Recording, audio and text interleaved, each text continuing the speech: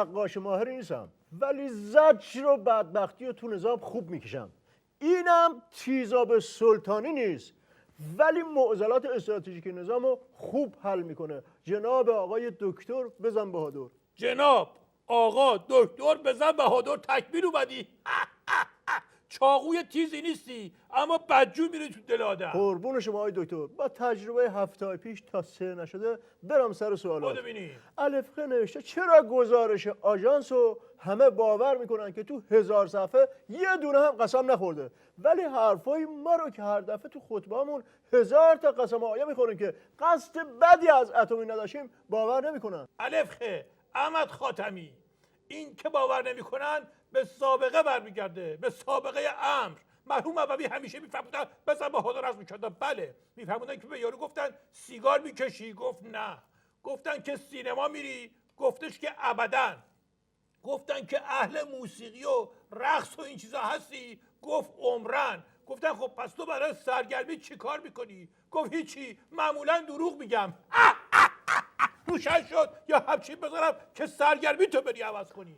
آیه دکتر یه نامه داریم از وزیر خارجه محترم. محترم؟ مگه صالحی رو عوض کردن؟ نه میخواستم خودکمبین نشه گفتم محترم. نوشته من از احمد خاتمی خرس میترسم، میخوام بهش بگم تو کار من دخالت نکن احمق.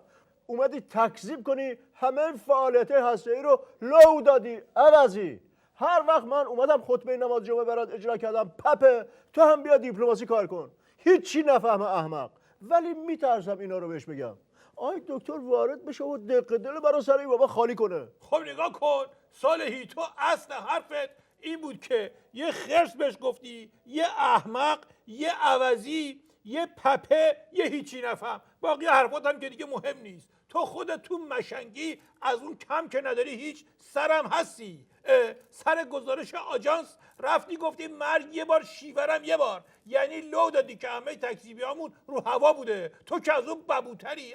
مرحوم ابوی همیشه میفهمودن بزن بهادر از میکردن. بله میفهمودن که بچه از باباش پرسید چرا همه به من میگن احمق. بابای گفت برو یه قابلمه بردار بیار تا سمعی بستری نشونت بدم. قابلمه رو که آورد بابای زد پشت قابلمه، گفت این صدای چیه؟ پسر گفتش که دارن در میزنن. بابای گفت حالا دیدی چرا بهت میگن احمق؟ حالا پاشو برو این قابلمه رو بذار سر جاش تا من برم در باز کنم ببینم کیه در میزنه. روشن شد یا هنوز میخوای در رو برای وزیر خارجه محترم باز کنی؟ بیچاره مقام عظما از وزیر خارجه شانس نیاورده تو این اسم نظام. مقام عظما اومد غصه برم داشت. سر اتمیش که همینطوری گزینه است که میاد رو میز. سر حقوق بشر و تروریسم و دخالت اینور اونور هم محاسنشون رو گرفتن و میکشن. بشارش هم که آخراشه. آخه چقدر بدبختی. چی میشد ما هم یه روز رنگ خوشبختی تو نظام میدیدی؟ شنیدی میگن شانس یه بار در خونه آدمو میزنه؟ بله خب دیگه برای مقام عظما بدشانسی دستشو گذاشته رو زنگ و ورم نمیداره لامروت. بدبختی رو که دیگه نگو، کلید داره. هر وقت بخواد وقت و بی وقت سرش میندازه پایین و میاد تو بیت. آفرین، کار به جایی رسیده که دیگه گرگا هم افسردگی مفرط گرفتن. به جای اینکه برن گوسفند بخورن به نی چوپون گوش میدن و میزنن زیر گریه و یه سیگاری برای خودشون چاق میکنن. آیا دکتر از حقایق تلخ خسته شدم. بیا اینو تو این آخر برنامه یه کمی دروغای شیرین بگین صفا کنیم، ترسمون بریزه. باشه، یه روزی از خواب بیدار میشی میبینی که همه چی درست شده. نه غمی هست، نه دردی، نه ترسی، نه اتمی، نه گزینه، نه حقوق بشر، هیچی. وقتی این اتفاق افتاد بی برو برگرد بدون که دیشبش تو خواب مردی. روحت شاد، موجی خوبی بودی، یادت گرامی باشه. خیلی ممنون، لطف دارین. هر چی خاک ماست عمر شما باشه آقای دکتر.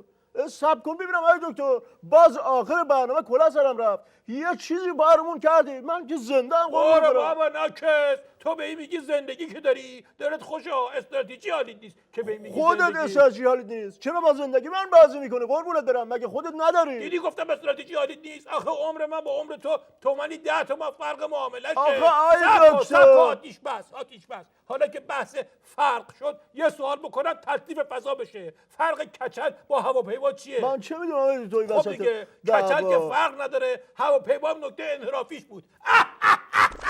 روشن شد که عمر من با عمر تو منی 10 تومن فرق میکنه.